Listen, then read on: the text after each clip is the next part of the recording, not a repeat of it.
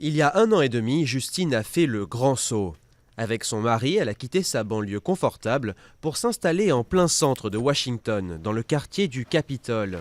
C'est ici qu'elle a décidé d'élever son enfant Julian, et elle compte bien profiter dans les années à venir de toutes les activités à sa disposition. Nous aimions venir en ville pour sortir, dîner ou aller voir des spectacles, des musées. On avait l'impression d'être loin de toutes ces choses que nous aimions faire, ces activités que nous voulions possibles, tout en élevant notre enfant. Certes, sa maison de ville est loin d'être aussi spacieuse que son ancien pavillon de banlieue, mais Justine a fait le choix de vivre près des transports en commun, une idée inimaginable pour la génération de ses parents. C'est une culture qui tournait beaucoup autour des voitures. Les gens les utilisaient pour vaquer à leurs occupations, puis ils retrouvaient leur famille et puis c'était tout. Il y avait peu d'interaction. Alors, ringarde la banlieue? Pas si vite, répond cet urbaniste.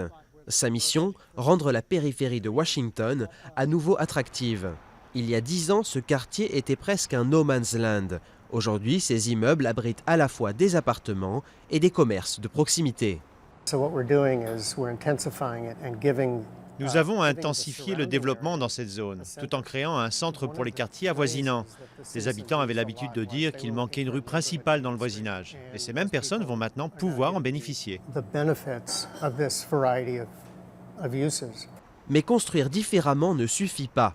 Encore faut-il que la banlieue attire les jeunes adultes censés y habiter.